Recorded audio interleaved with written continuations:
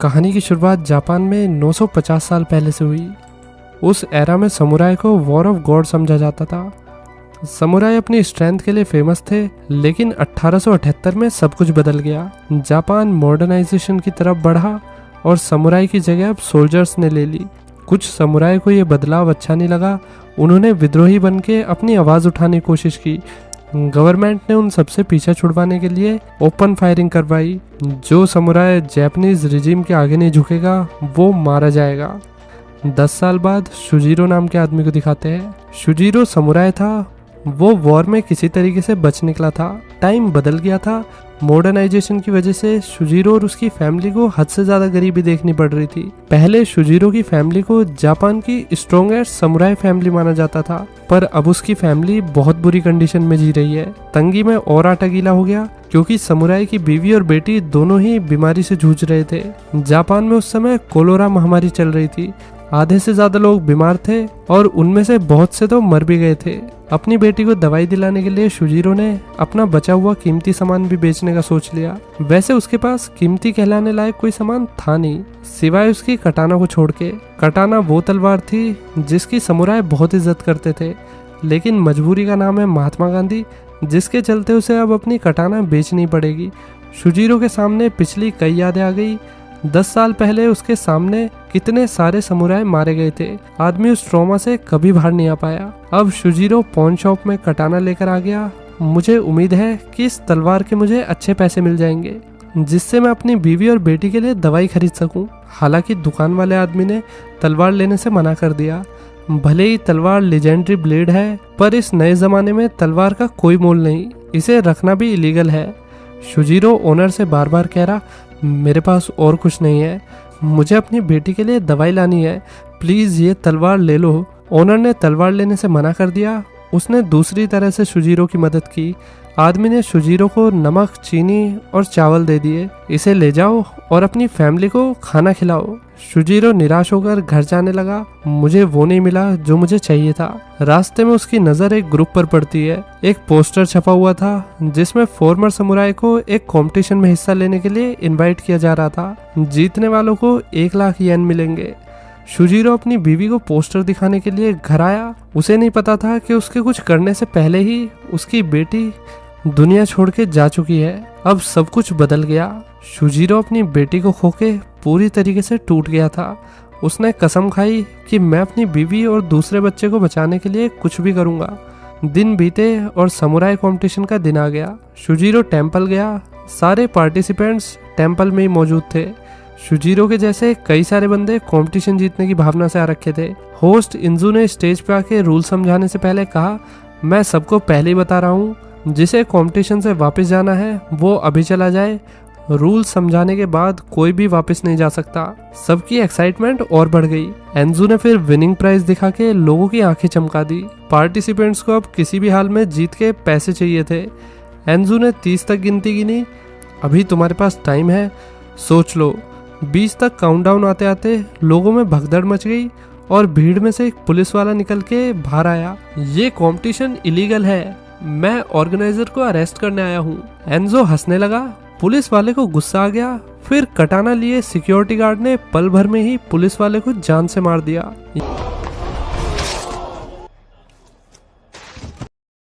ये देखकर पार्टिसिपेंट्स के तो तोते उड़ गए। फिर एंजो ने पूरा काउंटडाउन किया। एक भी पार्टिसिपेंट वापस नहीं गया। कॉम्पिटिटर्स ने अपना नाम रजिस्टर कराया। उन्हें एक नेकलेस दिया गया। एंजो ने फिर सबको कॉम्पिटिशन का नाम कोडुकू बताया। एक ब्रूटल रेस शुरू होगी। रेस जापान के टोक्यो शहर तक होगी। जो आखिर तक पहुंच जाएगा वही विनर होगा। रेस में ट्विस्ट ये है कि पार्टिसिपेंट्स को बीच बीच में चेक पॉइंट्स मिलेंगे।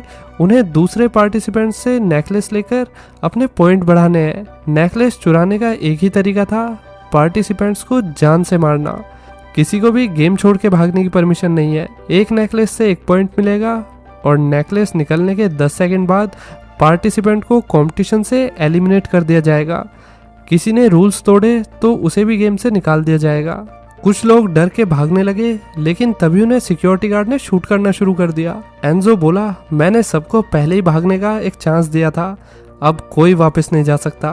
टेम्पल से बाहर निकलने के लिए तुम्हें कम से कम 2 पॉइंट चाहिए। टोक्यो जाके कंपटीशन कंप्लीट करने के लिए उन्हें 30 पॉइंट चाहिए थे। पॉइंट कैसे कलेक्ट करने हैं ये उन पे डिपेंड करता है। गेम में अब वायलेंस शुरू हो गया। कॉम्पिटिटर एक दूसरे की जान के प्यासे बन गए थे। उन्हें किसी भी तरह बस नेकलेस चाहिए था। शुजीरो 1 मिनट के लिए फ्रीज हो गया। इतना शोर देख के उसका ट्रॉमा ट्रिगर हो गया। शुजीरो को समझ नहीं आ रहा था कि इतनी भीड़ में वो अपनी तलवार बाहर कैसे निकालेगा, क्योंकि उसने कसम खाई थी कि वो अपनी दोनों तलवारों में से कोई सी तलवार भी बाहर नहीं निकालेगा। तभी शुजीरो का ध्यान सामने खड़ी बच्ची पर गया। इसका नाम था फैना। फैना डरी हुई लग रही थी। बच्ची को देख के शुजीरो को अपनी बेटी की याद आ गई। उसने फिर फैना को बचाने के लिए लोगों से लड़ाई की। भीड़ में एक समुराय सबसे पहले निकल गया और टेम्पल के आखिर तक पहुंच गया। इसका नाम है यूकियो। यूकियो पैलेस का गार्डियन था। उसने अपनी आइडेंटिटी बता दी और फिर यूकियो को अगले चेक पॉइंट पे जाने की परमिशन मिल गई। यूकियो टेम्पल से जाने वाला पहला बंदा था। शुजीरो ने फैना की हेल्प की। उसने बच्ची को सेफ जगह पर भेजा। शुजीरो की पूरी कोशिश थी कि फैना अरीना से जिंदा बच के निकल जाए। आसपास के लोग बिना डर के किसी को मारे जा रहे थे। सिचुएशन काफी डरावनी और टेंस थी। कॉम्पिटिटर से बचने के लिए शुजीरो फैना के साथ पास वाले घर में छिप गया। उन्हें लगा कि दोनों अब सेफ है, पर थोड़ी देर में किसी को पता लग गया कि शुजीरो बच्ची के साथ यहाँ पे छुपा हुआ है। अब शुजीरो को फाइनली लड़ाई लड़नी पड़ेगी। फाइट हो रही थी। एक दूसरे पार्टिसिपेंट क्योजिन ने पीछे से अटैक कर दिया। क्यूजिन ने एक टैग शुजीरो को दे दिया, क्योंकि क्यूजिन ने देखा था कि शुजीरो ने बच्ची को बचाने के लिए अपना टैग उसे दे दिया था। क्यूजिन शुजीरो को समझ रहा था, तुम्हें इस कंपटीशन में सरवाइव करना है तो याद करो तुम कौन हो। तुम एक जंग के महारथी हो, ये बात याद रखना। शुजीरो ने क्यूजिन की एडवाइस इग्नोर कर दी और फिर आदमी फैना को लेकर एग्जिट की तरफ चला गया। दोनों के पास बाहर निकलने के लिए 2-2 पॉइंट थे। अफसोस गेट पे एक और बड़ी मुश्किल उनका वेट कर रही थी। शुजीरो को गेट पे बड़ा सा आदमी तलवार लिए दिख गया। आदमी ने शुजीरो पर अटैक कर दिया। शुजीरो ने बिना तलवार उठाए हट्टे खट्टे बंदे को हरा दिया। शुजीरो और फैना फिर सेफ्टी से टेम्पल से बाहर आ जाते हैं। बैटलफील्ड से कई मीलों दूर 4 जैपनीज आदमी कंपटीशन देख के मजे ले रहे थे। जैसे ही गेम से कोई पार्टिसिपेंट जा रहा, इन चारों को तुरंत अपडेट्स मिल रही। 290 पार्टिसिपेंट्स में से सिर्फ 190 लोग बचे थे। ये चारों अमीर लोग हैं। कोडुकू गेम इन्हीं की फंडिंग की वजह से चल रहा है। इनका रोल बस इतना है कि बैठ के पॉपकॉर्न खाते हुए मजे लो और सामने मर रहे समुराई को देखो। टेम्पल के बाहर अब शुजीरो को एक और मुसीबत का सामना करना पड़ा। बुकोतु नाम के बंदे ने उसका रास्ता रोक लिया। मैं 10 साल से इस मूवमेंट का वेट कर रहा हूँ। बस किसी तरह 10 साल पहले हुई फाइट को मैं खत्म करना चाहता हूँ। तेज बारिश में शुजीरो और बोकुतु की लड़ाई होने लगी। शुजीरो सही से लड़ नहीं पा रहा था। उसे पास्ट के ट्रॉमा याद आ रहे थे। शुजीरो को खुद पे डाउट था कि मैं सही से शायद पहले की तरह नहीं लड़ सकता। एक पॉइंट पर बुकोतु शुजीरो की तलवार पर था, लेकिन आदमी के ट्रॉमा ने उसे बुकोतु को मारने से रोक दिया। बुकोतु फिर शुजीरो को ओवरपावर करने लगा कि तभी फैना ने आके शुजीरो को बचा लिया और लड़की उसे अपने साथ भगा के ले गई। शुजीरो और फैना फिर कहीं रुक के रेस्ट करते हैं। शुजीरो का प्लान था कि वो इस खतरनाक कंपटीशन से बच्ची को कहीं दूर ले जाएगा। फैना ने कहीं भी जाने से मना कर दिया। मुझे भी आपकी तरह कंपटीशन जीत के पैसे कमाने हैं। फैना ने अपनी कहानी बताई। मैं और मेरी माँ जिस गांव में रहते हैं वहाँ के लोगों को कोलेरा हो गया है। गांव के लीडर और हमने मिलकर सोचा कि हम उन सब का इलाज करवाएंगे। फिर मेरी माँ मुझे छोड़ के चली गई। वो दुनिया में नहीं रही। उन्हें बचाने के लिए मैंने भीख तक मांगी, लेकिन मुझे किसी ने एक चवन्नी भी नहीं दी। मेरी माँ बहुत बीमार है। वो दुनिया से कभी भी टपक सकती है। उनके इलाज के लिए मुझे पैसे चाहिए। उसके लिए मैंने भीख तक मांगी, लेकिन किसी ने मेरी मदद नहीं की। मैं हार मानने वाली थी कि तभी मुझे कंपटीशन का पोस्टर मिला, इसलिए मुझे भी विनिंग मनी जीतनी है। एकदम से क्योजिन आ गया। उसने शुजीरो को पहचान लिया। तुम वर्ल्ड लीजेंड शुजीरो हो ना? तुम्हें लोग काकुशी के नाम से भी जानते हैं, the reaper of the souls. क्योजिन कह रहा कि तुम फोर्सेस ज्वाइन करके इस कंपटीशन से बच के निकल जाओ। दोनों की भलाई इसी में होगी। ये टूर्नामेंट कोई नॉर्मल टूर्नामेंट नहीं है। कोई पावरफुल बंदा या ग्रुप है जो ये सब कर रहे हैं। असल में वे समुराइज को खत्म करना चाहते हैं। 290 प्रतियोगी ने हिस्सा लिया। उन्हें जीतने के लिए 30 पॉइंट चाहिए। मैथ एकदम क्लियर है कि लास्ट में सिर्फ कुछ ही बंदे जा पाएंगे। जंग के मैदान से दूर जापान के defence minister high ranking official से मिलते हैं। रिपोर्ट्स के हिसाब से कंपटीशन फॉरेन फोर्सेस करवा रही है ताकि बचे हुए समुराइज को डिवाइड किया जा सके। समुराइज को नहीं पता कि कंपटीशन में से कोई एक ही जीत सकता है, बाकी सबका खेल खत्म होना तो तय है। अगली सुबह शुजीरो और फैना नेक्स्ट चेक पॉइंट की तरफ चल पड़े। आगे उन्हें डरे हुए कॉम्पिटिटर्स का एक ग्रुप मिला। हम सब बस अपनी फैमिलीज को सपोर्ट करने के लिए कंपटीशन में आए थे, हमारा मकसद किसी की जान लेना नहीं था, पर रूल्स तो रूल्स है। ये कहते हुए ग्रुप ने अपना नेकलेस उतार दिया। 10 सेकंड से ज्यादा कोई टाइम लगाएगा तो वो एलिमिनेट हो जाएगा। ग्रुप को फोर्स ने बुरी तरीके से शूट करके खत्म कर दिया। ये सब देख के शुजीरो को पास्ट की जंग वाली मेमोरी याद आ गई। फिर फोर्स शुजीरो की तरफ बढ़ी और शुजीरो ने एक एक करके सारे ऑफिसर्स को मारना शुरू कर दिया। उसे बंदूकों का भी डर नहीं था।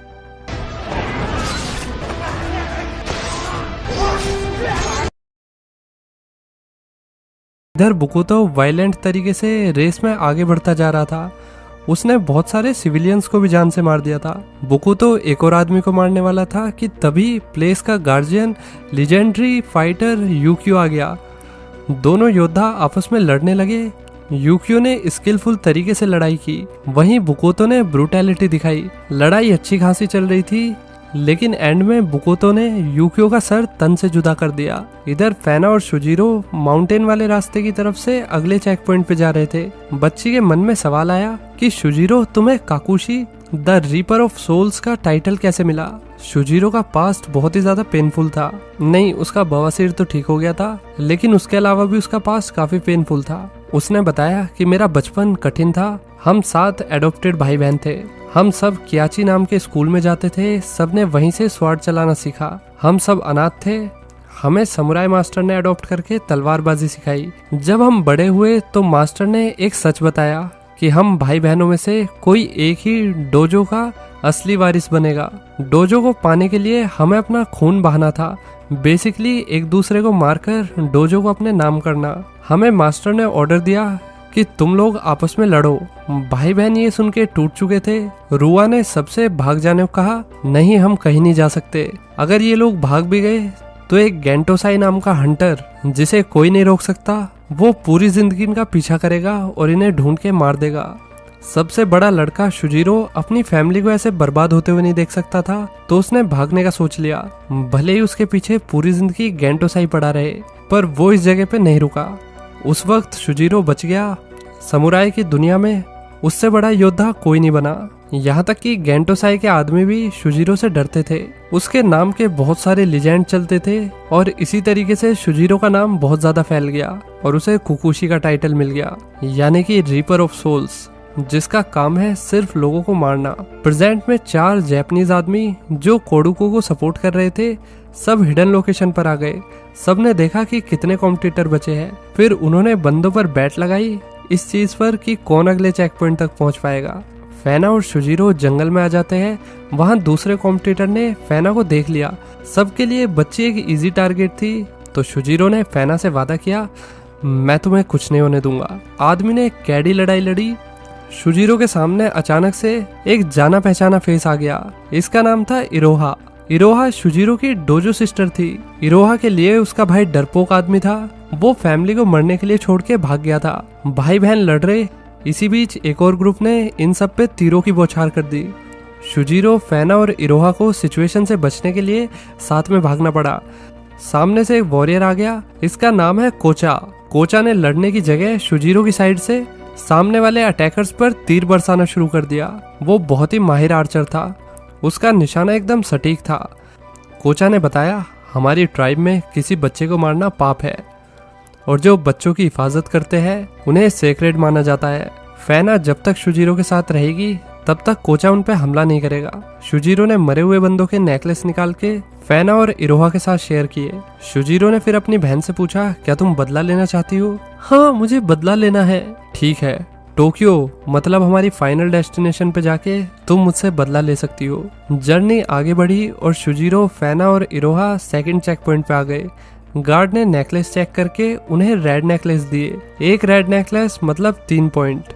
शुजीरो ने गार्ड से सवाल किया कि इस कंपटीशन को क्यों कराया जा रहा है, तो गार्ड ने मुंह पे ताला लगा लिया और हंसते हुए ये कहा कि तुम्हें और इरोहा को तो पता होगा कि कोडुको का असली मतलब क्या है। अब इरोहा, शिजुरो और फैना ने चेक पॉइंट पार कर लिया। उन्हें आगे जाके क्योजिन मिला। क्योजिन ने बिना टाइम वेस्ट किए शुजीरो से पूछा कि बताओ कोडुको क्या है।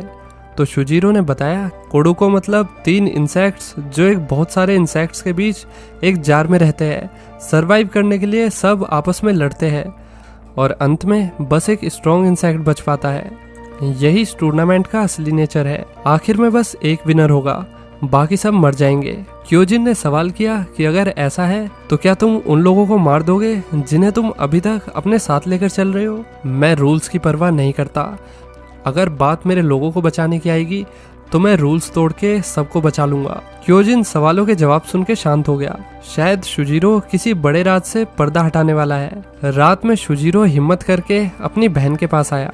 मुझे माफ कर दो बहन, मैं सालों पहले डोजो में तुम्हें अकेला छोड़ के आ गया।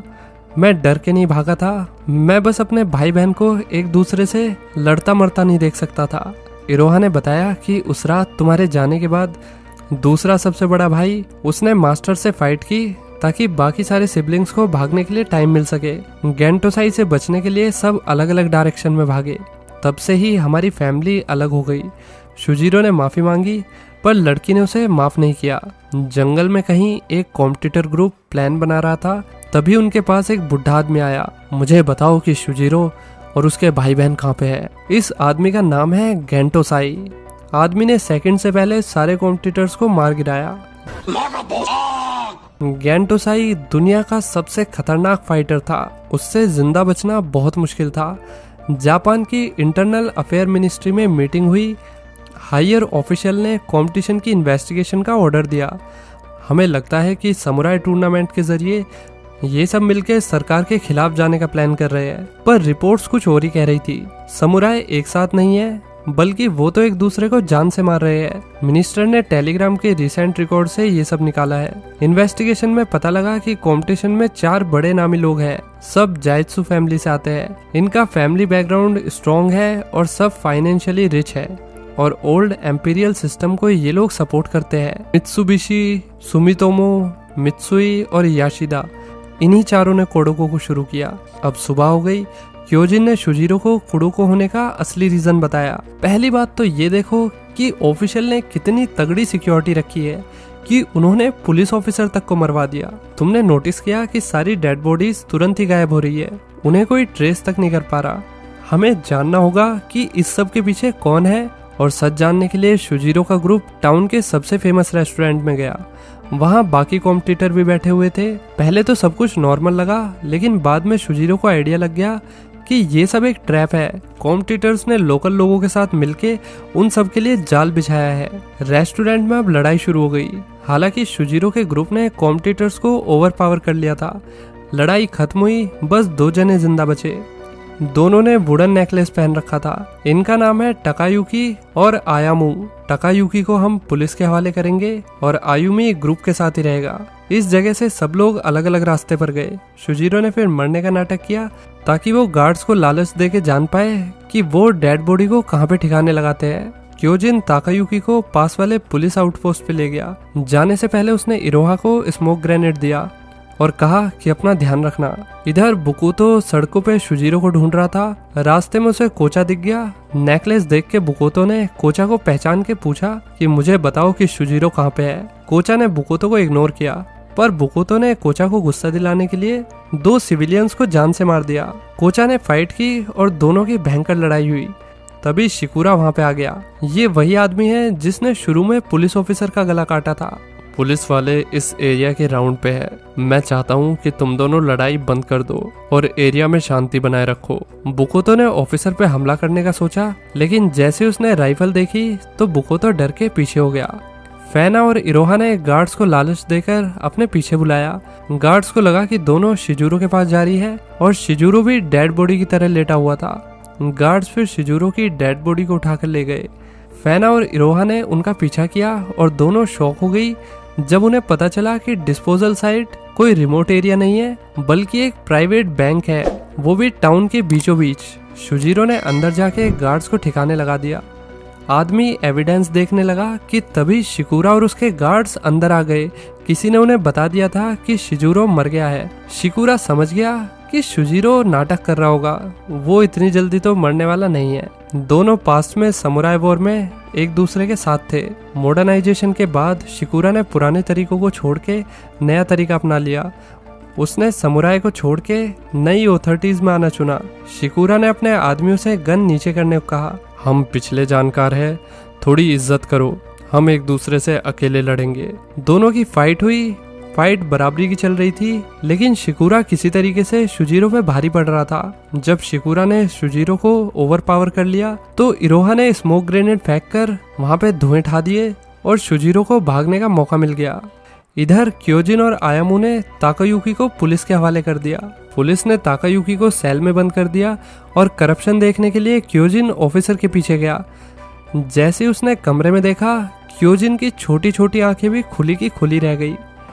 ऑफिसर्स ने ताकायुकी से बिना सवाल जवाब करे ही उसे जान से मार दिया था। इस चीज से एक बात तो साफ हो गई कि पुलिस गेम को बस देख नहीं रही है, वो सब कोडोकू कॉन्स्पिरेसी में शामिल है। अब क्योजिन को यहाँ से भागना था तो उसकी स्टेशन में फाइट होने लगी। क्योजिन बुलेट्स को डॉज करके बचते बचाते किसी तरीके से स्टेशन से भाग गया। इधर वेल्दी जायबात्सु फैमिली को न्यूज मिली कि गवर्नमेंट ने कुदोको के ऊपर इन्वेस्टिगेशन शुरू कर दी है। चारों में से कोई भी इस खबर से परेशान नहीं लग रहा था। कोई तो है जिसके होते हुए इन चारों को किसी बात की चिंता नहीं हो रही। दोस्तों, चारों को प्रोटेक्ट करने वाला और कोई नहीं बल्कि जापान का पुलिस चीफ था, जिसका नाम है तोशियो। असल में तोशियो ही कोडोको टूर्नामेंट के पीछे का असली चेहरा था। तोशियो समुराइज को जापान से खत्म करके जायबात्सु को पावर में लाना चाहता था। जायबात्सु को प्रोटेक्ट करना उसके लिए सेक्रेड काम था। अब शुजीरो, क्योजिन और बाकी सब मिल गए। उन्होंने जो जो चीजें देखी उसके बारे में बात की। क्योजिन कह रहा था कि मुझे पक्का यकीन है कि इसमें हायर पुलिस ऑफिशियल मिले हुए हैं। शुजीरो, तुम्हारा कोई गवर्नमेंट में जानकार है तो उससे बात करो, तुमने तो फॉर्मर जनरल के अंडर भी काम किया है, क्या पता तुम्हारे कनेक्शन से हम सबको एक्सपोज कर पाए। शुजीरो फिर टेलीग्राम ऑफिस गया। उसने लेटर में लिखा कि मैं हसाकू और एड से कहना चाहता हूँ कि मैं तुम्हें कोडोको के बारे में सब कुछ बताने के लिए तैयार हूँ। इसके पीछे कौन है, किसने सब कुछ प्लान किया है, मैं सब कुछ बता दूंगा। इसके बदले मुझे एक लड़की जिसका नाम है फैना, उसकी सेफ्टी की गारंटी चाहिए। मैसेज भेज के शुजीरो अपने ग्रुप के साथ नेक्स्ट चेक पॉइंट के लिए निकल गया। क्योजिन रुक गया। अब हमें अलग हो जाना चाहिए। पुलिस स्टेशन में जो हुआ उसके बाद साथ जाना सेफ नहीं होगा। ग्रुप में जाएंगे तो पुलिस हमें इजीली पकड़ सकती है। सब अलग अलग हो गए और शुजीरो का मैसेज मिनिस्टर को मिल गया। मिनिस्ट्री ने फिर अपने सेक्रेटरी से कहा कि पिछले कुछ दिनों में पुलिस को जो इनक्रिप्टेड टेलीग्राम मिले हैं उनके मैसेजेस को डिकोड करो। सेक्रेटरी ने दिन रात घिस के उन मैसेजेस को डिकोड कर लिया और मैसेजेस से साफ पता चल रहा था कि इस कॉन्स्पिरेसी में पुलिस चीफ शामिल है। सेक्रेटरी आधी रात को मिनिस्टर के पास सच बताने आया। उसे कुछ अजीब लगा। पुलिस ऑफिसर्स जो गार्ड थे उन्होंने उसे घेर लिया और मिलके सेक्रेटरी का खेल खत्म कर दिया। मिनिस्टर तक मैसेज पहुंच ही नहीं पाया। तोशियो को मैसेज मिला कि उसके आदमियों ने टेलीग्राम को मिनिस्टर तक पहुंचने से पहले ही ठिकाने लगा दिया है। असिस्टेंट ने बताया कि हाँ, शुजीरो कुछ दिन पहले हिसोका और मिनिस्टर के लिए एक लेटर छोड़ के गया है। मतलब अब गवर्नमेंट को कॉन्स्पिरेसी के बारे में डाउट हो गया है। बात मुझ पे आए इससे पहले ही मुझे सब कुछ ठीक करना होगा। चीफ ने सारी बात शुजीरो पर डाल दी। हमें चारों जायबात्सु की इन्फॉर्मेशन शुजीरो ने दी है, लेकिन फिर भी पुलिस चीफ ने उसे रूल्स तोड़ने के लिए पनिशमेंट नहीं दी, क्योंकि शुजीरो टूर्नामेंट कंटिन्यू करेगा तभी तो हमारा एंटरटेनमेंट होगा। वैसे भी गेम में कम लोग बचे हैं। मिनिस्टर को पुलिस चीफ तोशियो के एक्शंस पर डाउट हो रहा था। मिनिस्टर ने पर्सनल मैसेज भेजा कि मुझसे फेस टू फेस आके मिलो। फिर मिनिस्टर को तोशियो से की हुई एक बात याद आई। तोशियो चाहता था कि बचे हुए समुराइज को आर्म फोर्स मार दे। मिनिस्टर इस चीज के खिलाफ था कि अगर ऐसा हुआ तो जापान के सारे लोग उनकी सरकार के खिलाफ हो जाएंगे। इधर क्योजिन को रास्ते में सांसुक और शाकुरा मिले। दोनों शुजीरो और इरोहा के एडॉप्टेड भाई थे। क्योजिन जो प्लान कर रहा था उससे सिचुएशन और मुश्किल होती जा रही थी। भाइयों ने बताया कि गेंटोसाई शुजीरो और इरोहा को ढूंढ रहा है। आज रात वो मार्केट में जाने वाला है, जहां शुजिरो और इरोहा रुके हुए हैं। शुजिरो इरोहा और फैना के साथ मार्केट से जा रहा था। चारों तरफ लाइट्स जल रही थी। शुजिरो को ये मार्केट देख के, लाइट्स देख के अपनी बेटी की याद आ गई। इरोहा को पता लग गया कि गेंटोसाई आसपास ही है। जैसे ही लड़की ने पीछे गर्दन की तो गेंटोसाई ने उस पर अटैक कर दिया। इरोहा फिर पास वाले घर में भाग गई। गेंटोसाई रुका नहीं, वो इरोहा के पीछे भागता रहा। दोनों एक घने जंगल में आ गए। पास में एक कुआं था। एक पॉइंट पर इरोहा ने हार मान ली। लड़की अब कहाँ भागती। तभी क्योजिन, शकुरा और सांसुक आकर इरोहा को बचा लेते हैं। 3 बंदे अकेले गेंटोसाई से लड़ रहे थे। जब वो 3 हैं तो फिर अकेले कैसे हुए। खैर, गेंटोसाई ने अपनी स्किल्स को बखूबी दिखाते हुए तीनों को बेहतरीन टक्कर दी। इधर मार्केट में शुजिरो के सामने बुकात्सु आ गया। फाइनली मुझे मेरा पुराना दुश्मन मिल गया। शुजिरो ने फाइट को अवॉइड करने की कोशिश की, मगर बुकुत्सा को आदमी की कमजोरी पता थी। उसने फैना को डराया धमकाया और शुजिरो को मजबूरी में ये फाइट करनी पड़ी। तलवार चलते ही शुजिरो को पास्ट की याद आने लगी। 10 साल पहले शुजिरो और बुकुत्सा साथ में लड़े थे। शुजिरो बुकुत्सा का लीडर था। बुकुत्सा को पता था कि सारे समुराई को मिटा के जापान में मॉडर्नाइजेशन एक दिन अपनी जगह बनाई लेगी। अपनी जगह को खोना मौत से बुरा है।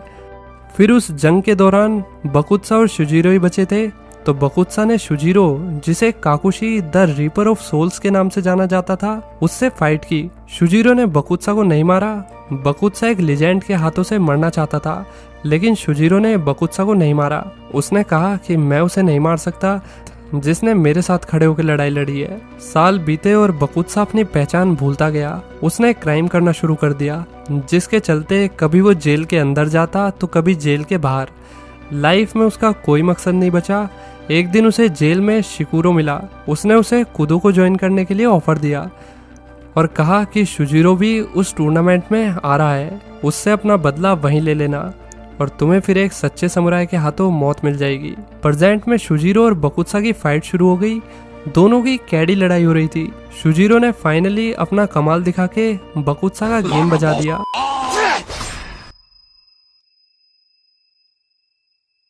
सुबह होने तक इरोहा, सांसुक और शाकुरा को लगा कि कुछ होने वाला है, जिससे हम भाग रहे हैं। उनका मतलब गेंटोसाई से था।